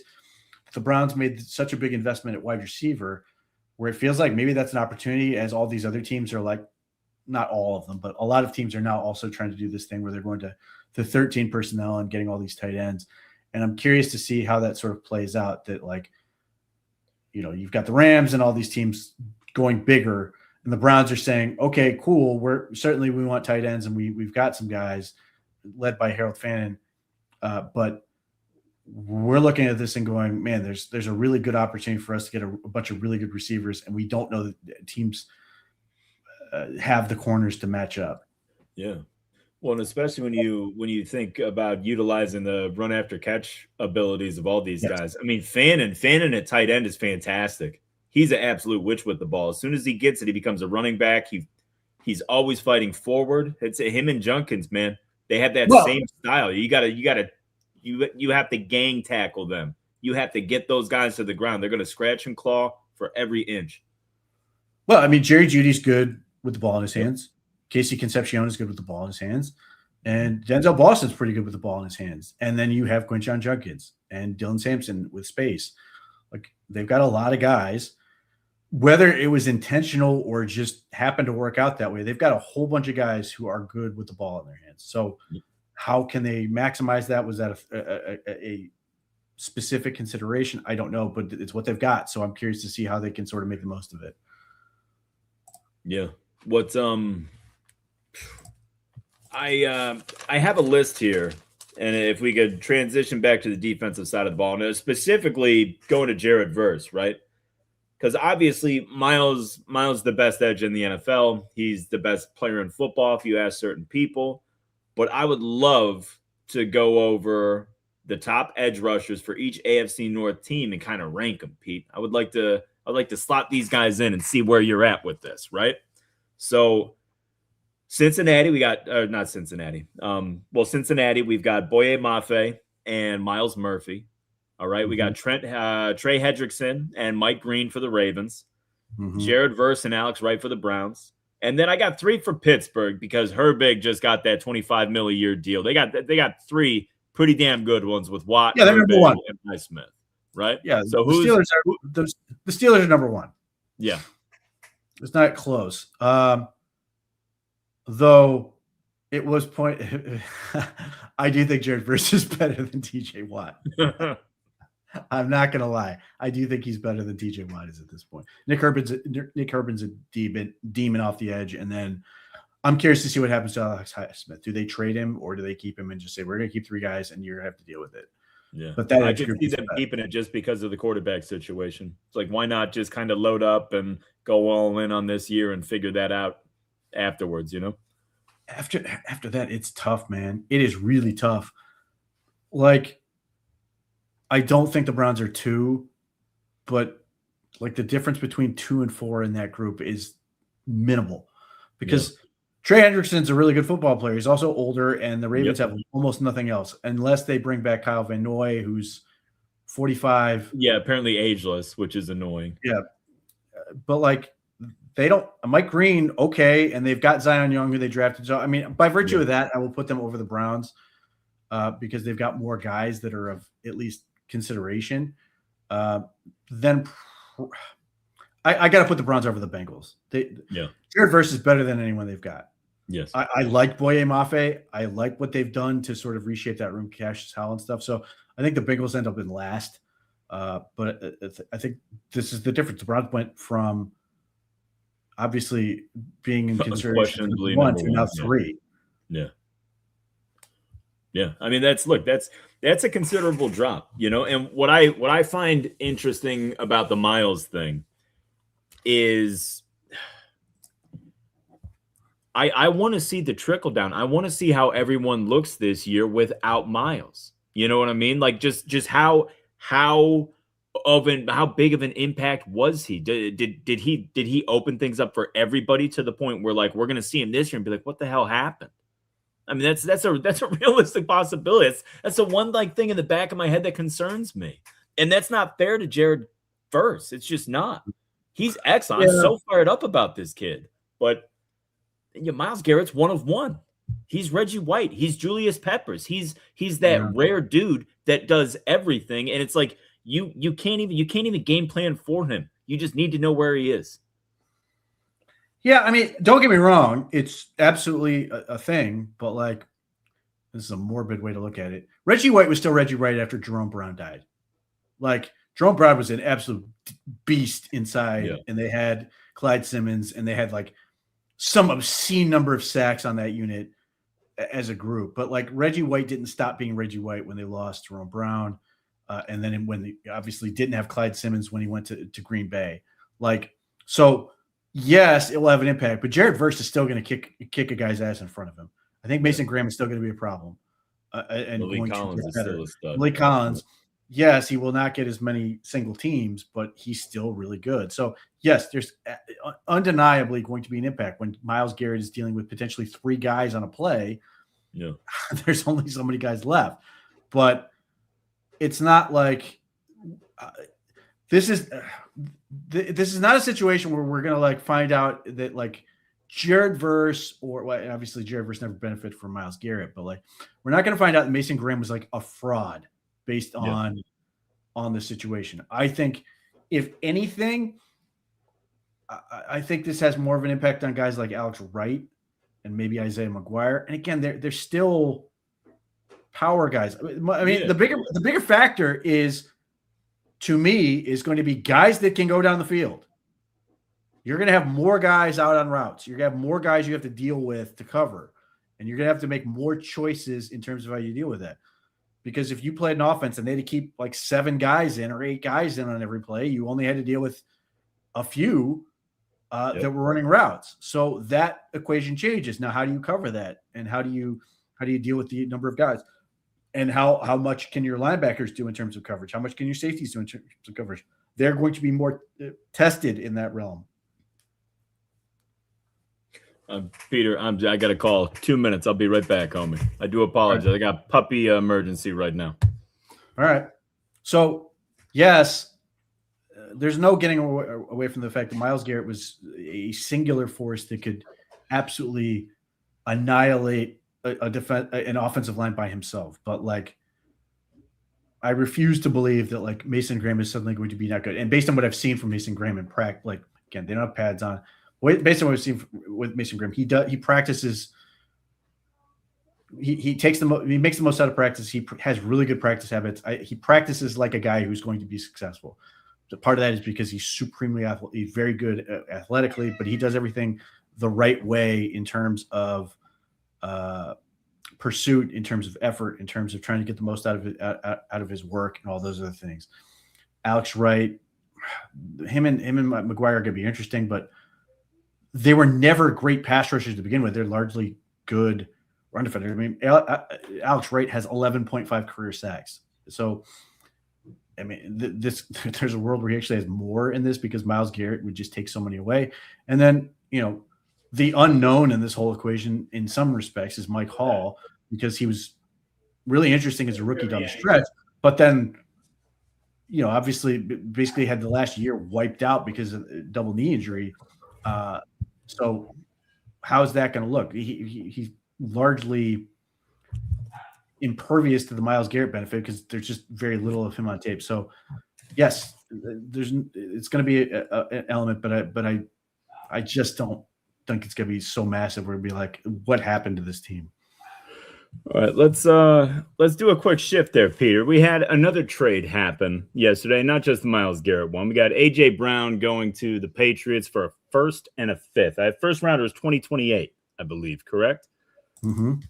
I kind of like that for the Eagles because I don't trust that Vrabel's going to be there after this year. Does that make sense? Yep. So it's like I feel like they're playing chess while everybody else is playing checkers. Everybody's looking at that 2027 draft. Yeah. Well, I mean, nobody wants to give up those picks. And that's the other part that nobody seems to be able to contextualize with the whole trade for Myles Garrett is just how much those picks are prized. But, and had the Eagles been able to finagle a 2027 first out of the Patriots, I think they would have a more compelling argument. Yeah. Now, obviously, again, they don't have Jared Verse, so that was always going to be challenging. But like, if they had two 2027 first round picks and Jalix Hunt and Jalix Hunt and probably some other things, that could have been at least interesting to listen to. Yeah. But yeah, they couldn't do it. So on the one hand, if you're the Patriots, this is great for you because there's obviously the consideration of what if this doesn't work this year and they tumble back down to earth. A lot of teams got better. Yeah. The Patriots got a very favorable run to last year. Yes, so they did. It could easily have some back. Not that they're going to be a bad football team. Not that it's going to be a disaster, though. Yeah. I guess that's a possibility. If the Mike Vrabel stuff is like somehow carries over, but they may take a step back. They may be in a tougher playoff race than they thought they were if they can't like win the division. Yeah. If Buffalo is, Buffalo's still Buffalo, they'll be Yeah, so I mean, like if Buffalo is at the top of the division, like you could see the wild card race being just really tough. Oh yeah, because again, I think the Bengals are going to. I still nothing has changed. I think, frankly, as of today, I think they're more favorites than they were yesterday. Annoyingly, so if Baltimore is one of those wild cards, and Pittsburgh theoretically could be in the hunt for one of those wild cards, you've got 3 AFC West teams that could be in the mix. Like, it's not impossible that like the Patriots can find themselves on the outside looking in. And the Colts and the Texans are tough. Yeah. So I mean, like, it's going to be a brutal, all out fight for wild card spot. So if that were to happen, obviously the Patriots want to have the pick because they want to use it. But to your point, if they want to make a change, they could do that as well. Yeah. Well, yeah, I still feel like that story's got some playing out to do just because of the gravity. No avoiding it. There's going to be like I think we are going to get another strategically placed drop at various points. Yeah. Maybe one right before training camp starts, or one right before the regular season can start, or something that's going to be just sitting there waiting to be an issue. Yeah, and I mean, there's no, everybody just looks absolutely horrific in this situation. So mean, who knows how all that's going to shake out? How about what do you think of the Drake London extension? You know, and I get it. I get where the market is going with all these deals, and it's so funny because we're so quick to compare players and rank players, who's best, who's this, who's that, the other. But realistically, if you're a certain caliber player and you're playing this position for this franchise, when your contract's up, you get those numbers. That's just how it is. It's just the going rate. Drake London's a fantastic football player. He is now going to average double what Jerry Jeudy's making. And Jerry Jeudy's the only receiver making any money on the Browns. So according to Jack Duffin, the entire wide receiver room is going to be basically making $21 million this next season. Jesus. And whenever this contract kicks in, he's going to make $35 million average. Yeah. And it's crazy. Like, on the one hand, it shows you what this is, again, why I was so adamant about you have to try to get something that can hopefully manifest in number one receiver. Yeah. Because they are just so cost prohibitive. And fortunately, the Browns didn't just get one, they got two guys that can come in and bolster this unit. And now they've got them for the cheap. But if like both of these guys work out as intended, obviously Jerry Jeudy will be processed out at some point. Yeah. Then you're going to be paying crazy money to those two guys and figuring out, and we're going to be able. Now that's a welcome problem to have, that all of a sudden the Browns have really good players and they have to find a way to pay them. But there is absolutely, it's weird because you sit there and you go, like the Nick Herbig deal is big for a guy who's never actually been a full-time starter. Yeah. And yet it's the London one. You sit there and go, man, that feels like a lot of money. Like, there's sticker shock to that contract. There has been sticker shock to a lot of these receiver contracts. And you just sit there and go, yes, he's a very 2 years. They'll look a hell of a lot better in 2 years. Yeah. So a lot of money, good player. And Bijan's going to follow suit, and they're going to have that locked up. And obviously, they haven't extended Pitts, right? He's still on the franchise deal this year. Yeah, I don't think they're going to, but that's out there. And yes, he's on the franchise. So the franchise tag. So Kevin Stefanski, whatever he's going to be for that team, is theoretically going to have all these guys locked up and ready to go. So they've got to produce, and this team's got to move the needle. Yeah. Yeah. So since all the talk has kind of shifted to tanking and now shifted to next year's draft, and they're loading up for, ammo to get a quarterback and everything like that. How much has this deal shifted what you expect of them on the field this year? Like, I mean, we did it a couple weeks ago. We were both at 7-10. Is that about where you're at right now, or does it drop a little bit? I believe we've chatted about this. You felt like Myles Garrett's worth at least 2 wins, right? Yeah, I think he's worth 2. Now, I think Jared Verse is probably worth somewhere in the neighborhood of a little bit under 1. Yeah. Now, the offense was just so horrific last year. I think it reduced how many Myles could be worth to 1. But nevertheless, like, there are games you can sit there and just point at one and go, Pittsburgh Steelers, Myles Garrett won that football game. Yep. By terrifying the Steelers and not wanting to see them get the record or whatever. You can say the same thing about the Bengals the next week. Yes. Not as much, because that bizarre game, but nevertheless, I mean, they're just games where he can win by himself and has that capability. And so losing that impacts how I feel about the season. I'm a little bit, well, let's put it this way. If I'm just taking it from that metric, I feel less confident in the Browns beating the Bengals right off the rip. Yeah. Yeah. I think we both had them sweeping that one. No, I had him losing at least one of them. But nevertheless, without Myles Garrett was – he's the bane of Cincinnati's existence. He just managed to beat that team. So without him, all of a sudden that looks more in doubt. I'm sure there's other games we can point to. I mean, maybe Pittsburgh's in there. Maybe Baltimore's in there. We shall see, because the Browns have largely split with those teams over the past several years. What's that going to look like without him? So those are the 3 teams where I immediately look to and go, that could be where you start to feel it, and it could legitimately limit what this team could achieve. So if you also, in fairness, though, Pete, like we're both talking as though the defense is, when we had that 7-10, right? It was based on the defense being what it was a year ago, but also we're both expecting the offense to rise up. We're both expecting the offense to make plays, even if they don't get as consistent quarterback plays we want. If the line is better and the skill guys are actually able to move and there's a little bit of space on the field, I mean, regardless of quarterback play, they're going to be markedly improved.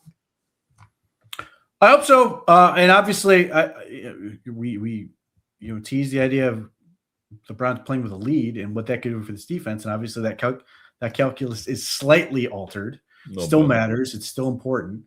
Could still be very good for this defense, in particular what they want to do. But nevertheless, it's different. Myles Garrett with a lead is a closer. We have to see who that guy can be. Obviously, you want Jared Verse to be at least part of that equation, but they had a closer. Myles Garrett could close out games. Yeah. Nick Chubb could close out games. I'm hoping Judkins can do that on the offensive side of the ball, be that 4-minute offensive guy. But they had a closer on defense, and now that is up for debate. So let's talk about the offensive line a little bit.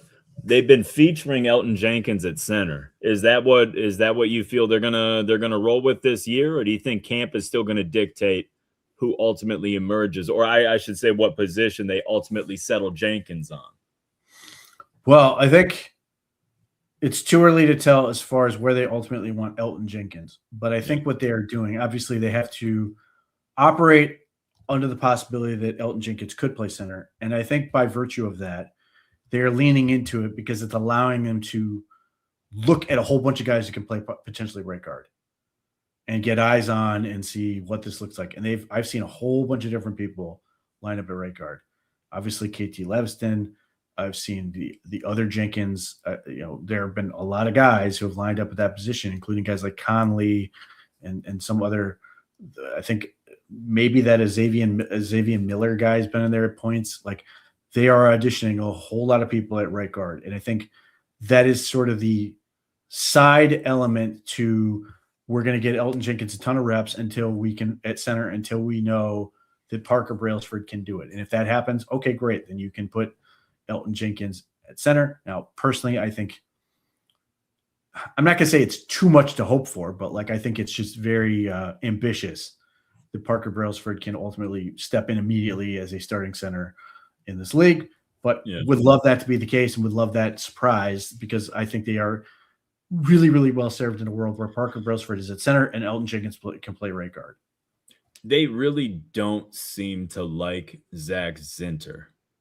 He plays left guard, but wouldn't you think if he was worth anything, they wouldn't slot him into a very obvious backup situation? They wouldn't at least give him some reps to throw his name in the hat for right guard? I mean, I feel like that's crazy. We may get there. I will be curious if at some point, maybe it's happened. I just haven't seen it. I've certainly seen it left guard, which I don't know is a great fit for him. But I'm not very optimistic about Zach Zinter making this team. Yeah, that's where I'm starting to trend. I figured maybe a new coaching staff, he might. And that's the thing. I don't expect to see any offensive linemen making any waves on the field right now. They there's nothing for them to do. They're not until you get into camp and you get the pads on and stuff like that. I don't think you're going to see much separation from any of those competitions. But they don't seem to be prioritizing him, or at least not that I've seen or read about. Which is surprising. Yeah, I mean, and that's the thing because this coaching staff has no attachment. There's no reason for them to be we have to do this. Again, will we get there? Will they work through their options and decide this is something they need to look at? We'll see. I mean, it's still June. We got a long way to go, but at least so far, I've seen him sort of largely at left guard. I don't think I've seen him take any center reps. Obviously, they have a good number, even without Luke Whippler, they have a large number of people taking center reps. And that's the other question: is if we get to a point where they start putting Elton Jenkins at right guard, how do they sort of shift the responsibility? Does now Zach Zinter start getting some looks at center? Yeah, that's another consideration with that. But yeah, it's not looking good. at this point. And again, they don't have pads on. So incredibly difficult to evaluate line play, and that's ultimately where it's going to be figured out. But it doesn't look good from here. How about so tight end and fullback is interesting for me. So we signed Michael Burton. He's a 34-year-old player. He's obviously not here for the long haul, and it's a doubt whether or not he sticks on the roster. Yeah. But how's the rest of that tight end depth chart looking? I mean, how like is Jack Stoll the number 2? Are they kind of pushing the kids up? I mean, are you seeing Blake Whiteheart still, Brandon Bates still? Well, I mean, last week Brandon Bates had the best catch of the day. Really? Twisting catch in the back of the end zone where he had to flip his hips around to adjust to a really well-thrown ball from Deshaun Watson. I think for the most part, the tight ends are basically playing to roles rather than depth chart. Okay. They have stuff for them to do, and when they want to deploy that element, then those guys are in there. Now, they sort of have that. Obviously, they do have some rotations and stuff with some of the stuff they're doing, and at least right now, the rookies are sort of, and this is across the board, are sort of behind the other guys. So you're getting more Blake Whitehearts and Brendan Bates and Jack Stoles, but like I don't know that any of those guys have necessarily earned anything. And then the big thing is that Harold Fannin has not practiced the last 2 OTAs we've been out there, so that leaves a gigantic hole. Yeah. But to me, it does look more along the lines of, again, through the lens of not pads, and most of these guys are blocking elements relative to job description and role as opposed to depth chart. Who've you when you're and again, I know it's been limited and you haven't been able to see everything, but how many different guys have you seen lined up at fullback? Like have there been like a steady like the tight ends are all getting a couple snaps here or there? Like is it that sort of deal? Or is it like certain guys are set to it? Like they do it with Stoll and they do it with Carson Ryan, but Royer's more in line. Yeah, I mean, so far I've seen Stoll, I've seen Ryan, and I've seen Burton. Those are the guys who have done it in terms of a true fullback. Guys lining up in the backfield, you can get a little bit more there, though. That's still not something I think Joe Royer's ever going to do. Yeah. Yeah. Well, so the only true one's Burton, right? Isn't everybody basically a tight end convert? Well, but when I say true fullback, I mean like literally lining up in like an eye. Oh, I got you. Okay. Like hand on the ground, old school, that type of stuff. I've seen 3 guys do that, and a lot of it is shifting into it and running things like power. But yeah, those are the 3 I've seen do that. And then there are certain things. I mean, you can have them play sort of sniffer role and some other things, which maybe you open that up a little bit. But I think those are the 3 guys they're mainly focused on at this point. And obviously, when they get pads, they would love. I would think they absolutely would love that Carson Ryan could be that guy and own it, because I think they like Carson Ryan. But if it's Jack Stoll, obviously I don't think it's likely to be Michael Burton. Yeah. But we'll see. So we talked about this. I think I texted you about this earlier in the week or earlier last week. I was curious about the offensive output and just what you've seen from the offense in camp, because our boy Till Ryder is like I've heard people call him the Eeyore of Browns coverage and stuff like that. He's a bit of he can be depressing and kind of a pessimist, and everything's always layered in. Well, it's the Browns, so it's probably not going to work. But he said that he couldn't remember the last time he saw so many touchdowns at a Browns practice.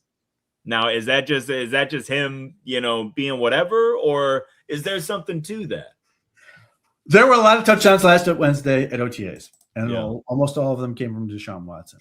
I think in part that's because the Browns have bolstered the wide receiver room. Mm-hmm. Denzel Boston had a touchdown. Jerry Jeudy had a touchdown. Casey Concepcion had a touchdown by basically the goal line. Like those are all guys who made plays. You threw a touchdown to Jamari Thrash on a bubble and go slot fade element that was wide open. Yes, that part looks good. And Sean Watson made a couple really nice throws. I mentioned the Brandon Bates touchdown. That was another one. Part of that is because those guys are good. Part of that is because Grant Delpit was watching from the sideline. Denzel Ward was not there, and you were playing against the rest. Well, we've gotten some positive buzz from Denzel though. He's made some moves on Tyson Campbell. Yes, he's legitimately made like plays against a real corner. Now, again, we'll see what happens when we get pads and all that stuff. But like his touchdown indoors, where he made that hitch and go type move that got behind, that was Tyson Campbell. He had a big comeback where he caught a ball against Tyson Campbell this past week. I don't remember who the touchdown. I don't think was against him necessarily. I think it was sort of a deep crosser, but nevertheless, he's not beating up on chumps. Like he's getting receptions against real players.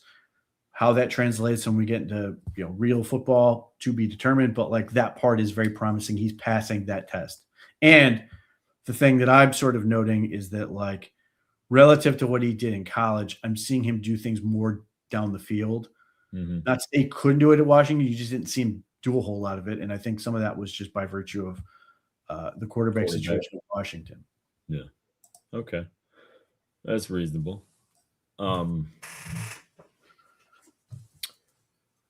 So Monken also was very candid when he was asked about Brendan Sorsby entering the supplemental draft. Sure was. And I feel like, I feel like that all player acquisition stuff is an Andrew Berry aspect of things and this, that, or the other. I love the fact that Monken was upfront about this. And he was just like, he was pretty much against it, doesn't see why we would do it, this, that, or the other. How do you feel about that? And do you think that's a good thing for the organization? Or would you rather, kind of the Stefanski stoic, thought partners, not really, let their feelings known sort of stuff? On this, I am glad that he came out pretty firmly. And I put part of this on the fact he's old. He's 60 years old. Take 50 years off that. He's in Pete Rose's era. And he literally alluded to Pete Rose without saying Pete Rose and talking about you get banned for life. You used to get banned for life in this type of stuff. Like, I don't know that anybody followed up and sort of pushed on that element, but like, it doesn't seem like a lot of people want to push him yet. You notice that? Like, but well, I mean, in that case, I don't know if it's necessarily pushing him so much as like getting him to keep talking about this. But I could see a world. I don't know if he was like a Pete Rose guy when he grew up, but like who was around when like that was the cardinal sin in sports. That was the one thing you did not do was bet on your sport or bet on your team. And the way Todd Monken talked about is the way it's like I sort of feel about it, where it just felt like it had he was serious about it. Like this is a big deal to him. Yeah. The idea of you're going to do that. And again, I've said all along, I think he's going to get suspended significantly. Mm-hmm. I think it's going to be at least a year. I don't rule out the possibility the NFL basically says, get bent. You're never playing in this league. But I don't think that's going to happen just because they basically married gambling. Nevertheless, I'm glad that Todd Monken came out and said that. I wish Andrew Berry would have. I understand why Andrew Berry wouldn't, because he doesn't do that. He's not going to bash anybody. Certainly he could have in the past. It's just not his style. But I'm hoping that, I hope he felt this way anyway, that he's basically like, I'm not doing this again. Yeah. I've seen this team take too many attempted shortcuts, particularly at this position. I'm not going to do it again. But if he's sort of indifferent to the whole situation, I'm hoping Todd Monken basically saying that, presumably maybe in more forceful language behind the scenes, is eliminating that as a possibility, because to me, it's just not worth it with everything that comes with it. It's just, I'm tired of, particularly at this position, taking players where you can see the thing that has a very high chance of going wrong. Yeah. Well, and that's my whole thing too. And I ultimately look, I love the talent.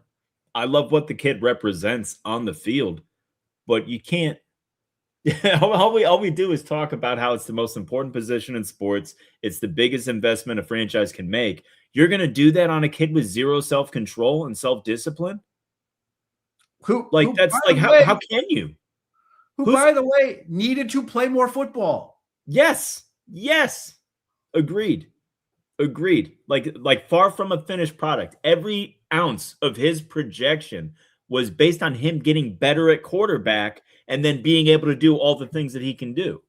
We are not talking about like this great quarterback who had this thing. No. You can't even like try to make it the Deshaun Watson situation where if not for this, it would be easy. You don't have that. Like Sorsby, there was a lot of projection there. Again, I like the fact he was going to Texas Tech. I thought this was going to be a great situation for him. No. I just thought he needed another year, and I thought this was going to be one. The stakes were going to be higher because they had real aspirations. He's not at Cincinnati. Like they expected to win. He was going to be in real big football games. I mean, this whole thing, like Texas Tech is like trying to blow up easier parts of their schedule to play Texas. Like it was all set up for this guy to play a whole bunch of really meaningful football games and potentially be in the playoffs. And now we get none of that. And you're sort of like, well, he's really big and strong and athletic and his efficiency is super high. And those are all true things, but like he doesn't throw with a lot of touch. And a lot of this stuff was pretty easy based on him being so much more athletic than his competition. Like he's Taysom Hill. He's college Taysom Hill. He's got a whole lot of Taylor Green in him in terms of like Taylor Green playing at Cincinnati could have done a lot of what he did. I think Taylor Green has demonstrated more touch. Now, Brendan Sorsby, I think, is just a more talented player overall. But nevertheless, like you needed work to do. And if he's not going to get that work in college, he needed to be on an NFL team, being able to practice and get reps. If he's suspended, that's not going to happen. If he's on the Browns, he'd be a fifth quarterback.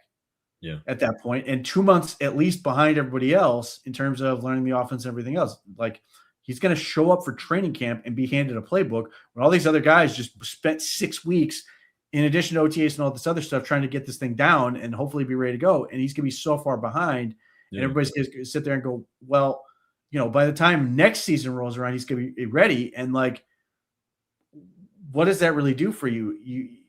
So now you're going to maybe have him and then get another quarterback and then see it and the potential to invalidate him entirely is at play. And these are, I'm hearing from the same people who are pissed that the Browns drafted Dylan Gabriel in the first place. Like, are we mad about throwing picks at these quarterbacks or not?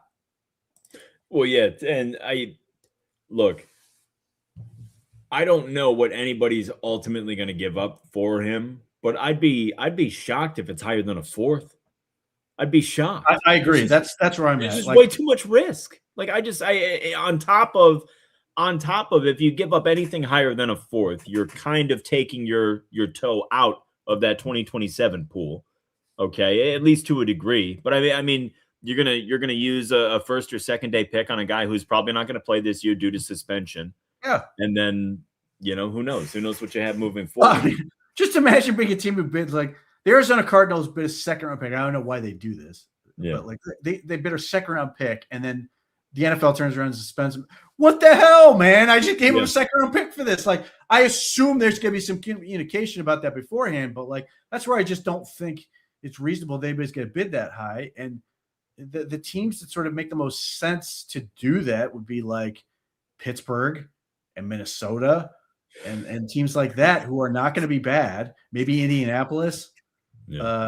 Teams who won't be bad, but are going to be in a weird spot where they can't get a guy they really, really want because they're probably not going to be bad enough. And so this is sort of like their ability to dip their toe in the pool. Do they really want to do it for a guy like Sorsby? Unclear, but like those situations make far more sense to me than I mean, the Colts are the ones that make a ton of sense. One of the ones that does make a lot of sense because they don't have a first round pick and Daniel Jones is certainly a thing, and they're going to have him, and so that allows you to sort of be patient.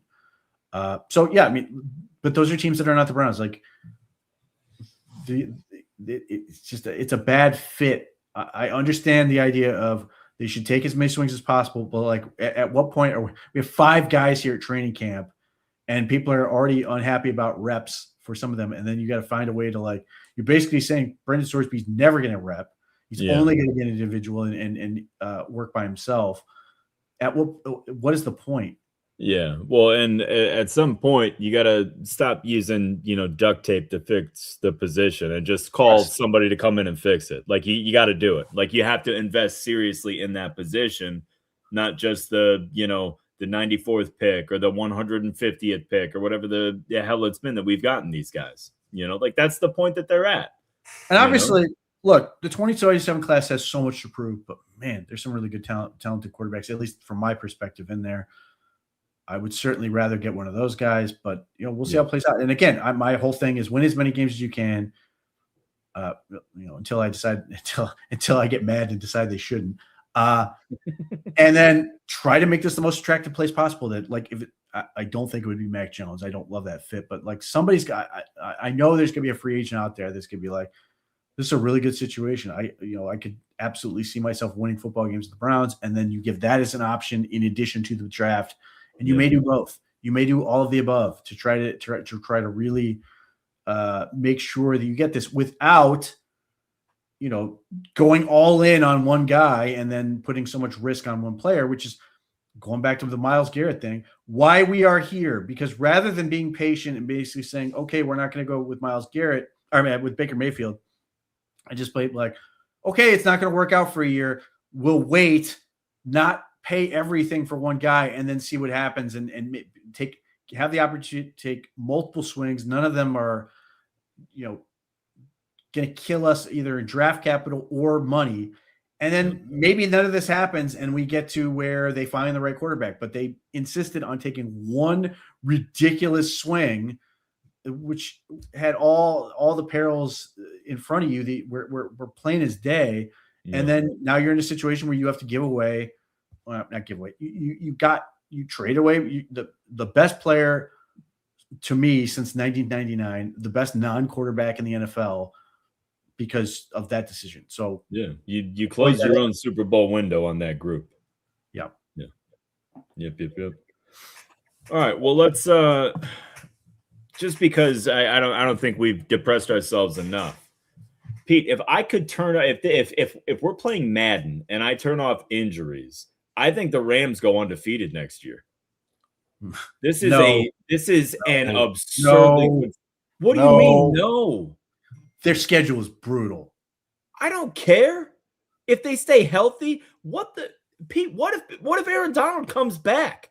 He's 35. What do you mean he's 35? I understand he's Aaron Donald. He's not going to play 80% of the snaps. He's going to play like 35. And I'm saying, what if he comes back and he's 80% of what he was? Well, then, next to Myles Garrett with that defense? That's stupid. And you've got that offense on the other side. Myles almost won 9 games last year with no offense. I know. Now he's got Stafford. You got to admit, man, the only hope we have not going to not draft 32 is if injuries do what injuries do. That's the only hope we have. There's certainly a odds-on favorite to win the Super Bowl. They are not going undefeated. They got to play Seattle twice. They got to play San Francisco twice. Yeah, I mean that's some tough traffic out there. He makes a very good point. I'm not messing with that. He makes a very good point. The NFL is just so weird. Yeah. The Browns had no business beating the Packers, and they did. None. No. It's so difficult to go undefeated. So no, I Super Bowl in their own building, annoyingly. Yeah. Yes, I think they would be overwhelming favorite. But like the NFL is very difficult in that. Like even if you seemingly should be the odds-on favorite, I mean, it's certainly a little bit different than the Vince Young Dream Team Eagles. But like, oh my gosh. Vince Young didn't even start on that team. That was my favorite. He was one of the big free agent signings. He didn't even start. Like, what are you doing? Yeah. What are we bragging about? Was that him? And was that Javon Curse too that year? Wasn't that the whole deal? Yeah. I'm not convinced that this Rams team is better than the Eagles team that won the Super Bowl on talent. That team was so stupidly stacked. It was. It absolutely was. And I'll tell you this right now, Pete. I take Stafford over Jalen Hurts 20 times out of 10. But they had 2 stud tackle, like an outstanding offensive line, unbelievable, and Saquon Barkley compared to what the Rams have, which they have pretty good, fine linemen, decent enough running backs. Yeah. AJ Brown and Devontae Smith but they don't have to play that team this year, Pete. I know, but they do have to play the ghost of that team. They do have to play Seattle twice, and they have to play Seattle in their own building, and they have to play San Francisco. That's true. And that is where it gets tricky. Let me see what else they've got schedule wise, but like unquestionably they jump out to you as favorite. They've got their schedule's brutal. The first game of the season, home 49ers, fine. So what? On Netflix. Well, I'm not going to be watching that one. Giants, fine, easy enough. At Broncos, at Eagles versus Bills. That's 3 in a row right there, which is like not fun. And then they get Cardinals. Yeah, but also the Broncos, Eagles, and Bills are like, good. Yeah, it sucks. Week 4 is gonna suck. Yeah, I mean, like, and that's the thing. Like, this is where things could go badly for these teams in terms of injuries and all the other stuff. Then it's versus Cardinals at Raiders, like what should be freebies. Chargers at Commanders at Man, they get their 2 Cardinals games out of the way. By the way, that's the team that I think is my odds-on favorite to get the number 1 overall pick. Like, the Cardinals are sitting there going, man, we look really good for the number 1 pick. And then all of a sudden they go, by the way, you get Myles Garrett twice. We go, ding, ding. Yeah, first of all, I agree that the Myles Garrett thing definitely stings a little bit. And Jacoby might hold out a little bit longer now, okay? That's number 1. Number 2, that Arizona offense is too good, Pete. Everybody's saying that they're, like, penciled in. Jacoby Brissett was throwing for, like, 300 a week, man. Like, Marvin Harrison can play. Michael Wilson can play. Trey McBride might be the best tight end in the NFL. The line is not great, but it's not abysmal. And then you're dropping Jeremiah Love in there. I think it was Warren Sharp, but I'm not 100%. Somebody literally took out all the stuff where Jacoby Brissett is like wildly behind. His stats are the same as they were in Cleveland. Dead ass the same. Like, he's the same guy. So that part of it's like where he's too good to draft number 1 overall. That's what I'm saying. It's just absolutely the same. So yeah, I mean, the 49ers the Rams have to play the Packers, the Chiefs, the 49ers on the road, the Cowboys, the Seahawks, the Bucks, the Seahawks. That's the end of their schedule. That's their last 6 games. Yeah. Hell, they play the Chiefs and the Saints and the Chargers in preseason.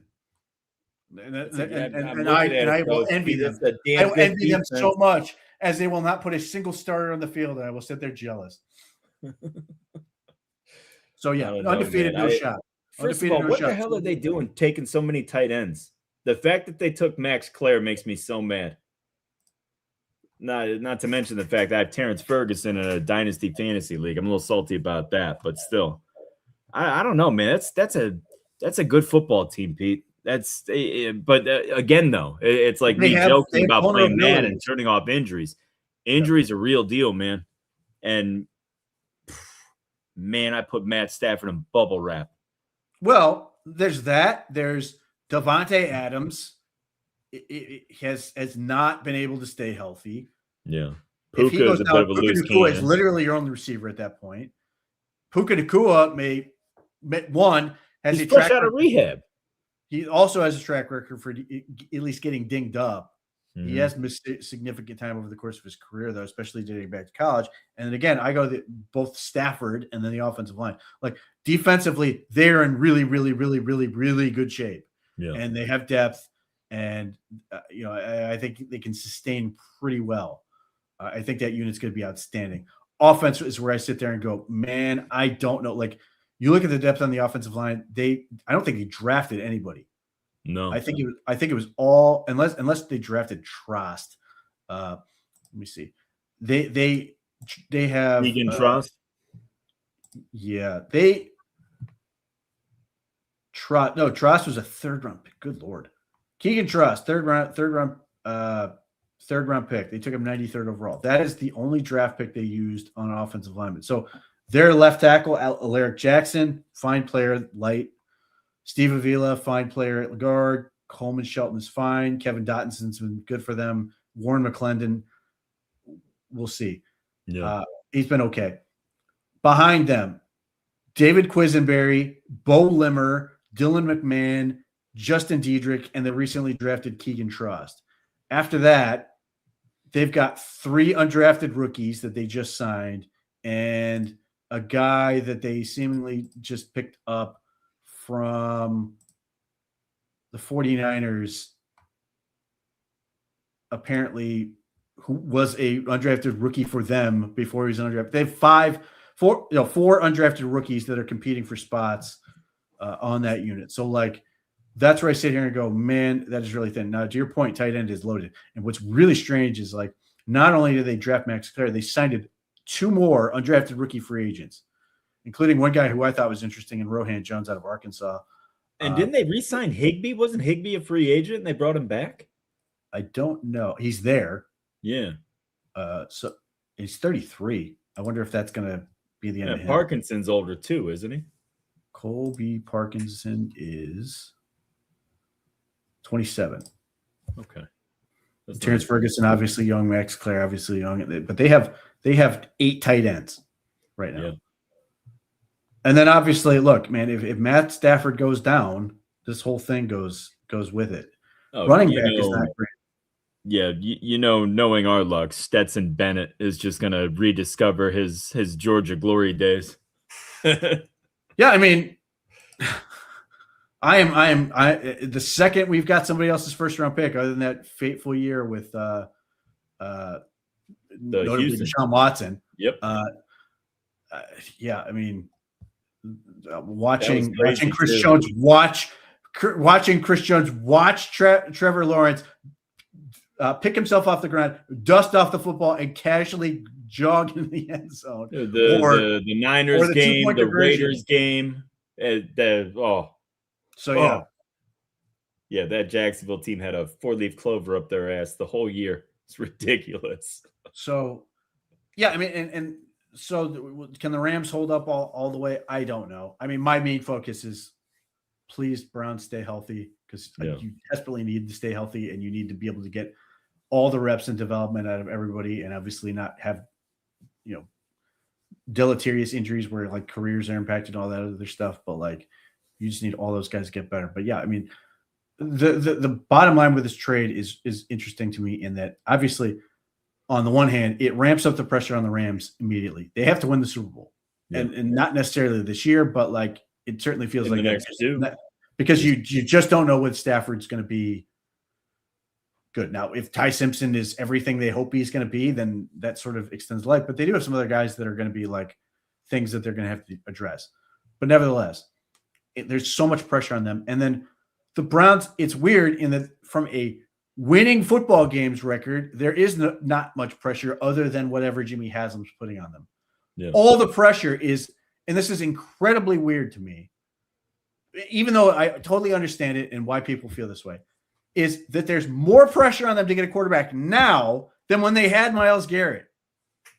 You would think it's the opposite. That like this should give them some grace. They don't. No, the whole justifiable reason to move off of Myles is to secure your quarterback. That's it. So this is where I sit here and go, yeah. I mean, I understand that's the deal, but like, I don't want it to operate like that again. If they were to sign free agent quarterback for a year, if for whatever reason they are blocked out from the quarterback class, or a bunch of guys stay in school that were unexpected, like Arch Manning says, screw this, I'm staying in Austin another year or whatever. Yeah.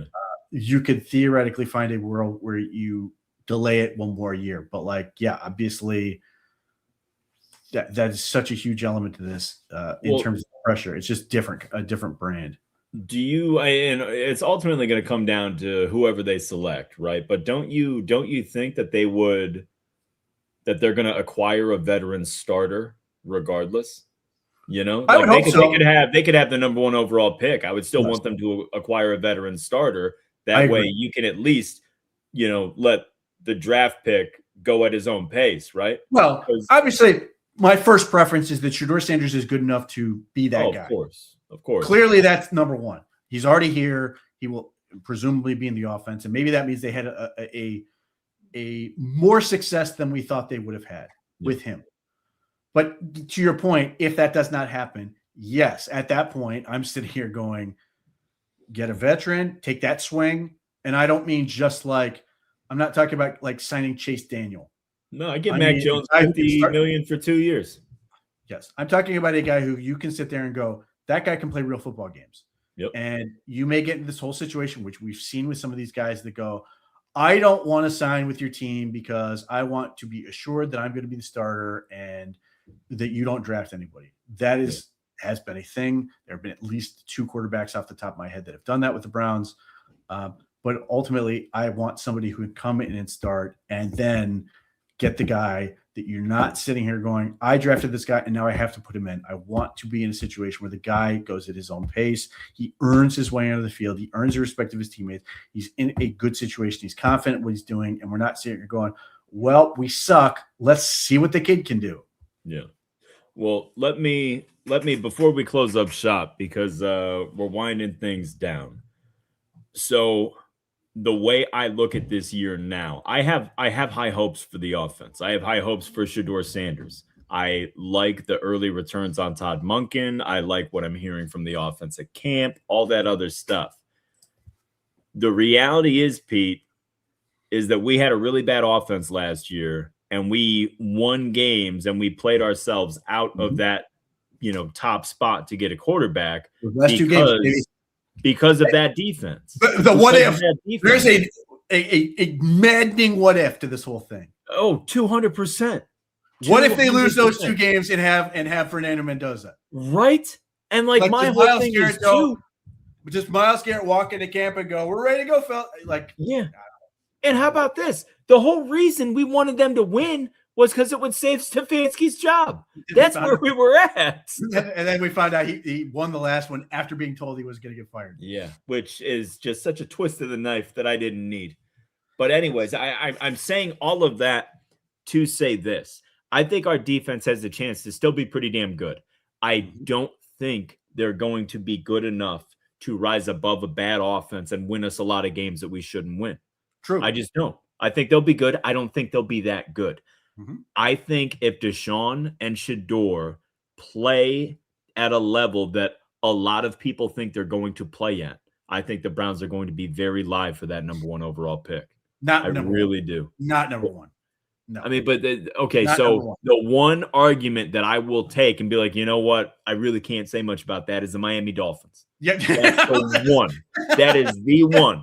Yeah. And the one thing I'll say in defense of the Dolphins is that a quarterback like Malik Willis can do some wonky stuff.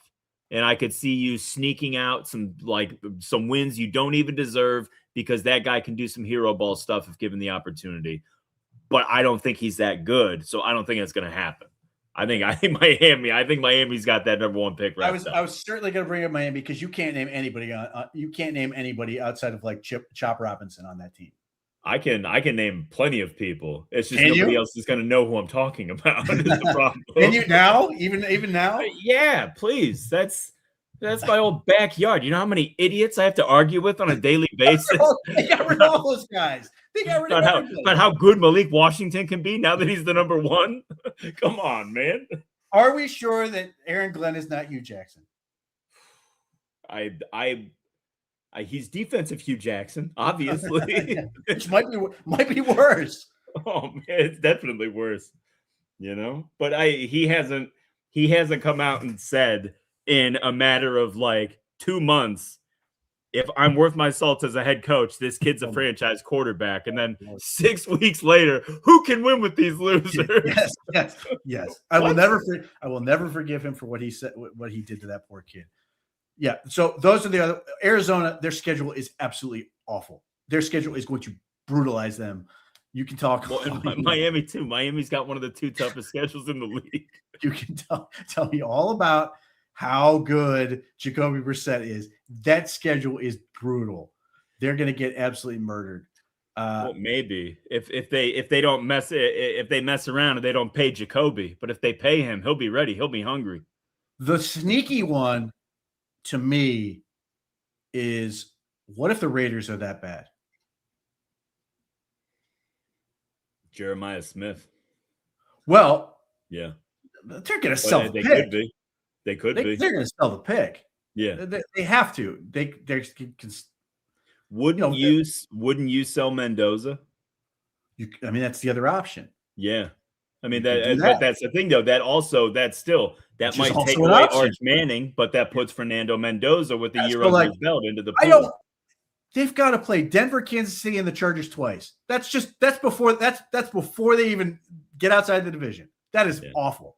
Yeah. So I don't rule out the possibility that they are going to be just awful. Yeah. It should be. So, number one pick out to me is out of reach for the Browns. Yeah. Top 5, not out of reach. I think I could easily see them being somewhere in the 5 to 15 range. If they go really well, maybe they're flirting with like almost 20. Almost. And that's being very generous about what I think they can be. I think between 5 and 15 is about where they're going to end up. Yeah. I mean, I could see that. I definitely see the potential to be as low as 2, but the likelihood of that, I mean, that's, but it's the NFL. With everything in the league, the stars have to align, whether it's a good season or a bad season. There's things that have to fall into place in order for that stuff to happen. So who the hell knows? Every year the margins are so thin because the talent in the NFL, by and large, other than what the Rams are now doing right this second, everybody has gotten so much closer. Even if you sit here and go, "Oh man, the Browns are bad" or whatever, like you're not that far. I want you to look at this roster and compare it to what this team had in 2016 and 2017. Like, oh god, it's or like go further back, go to 1999, go look at that team.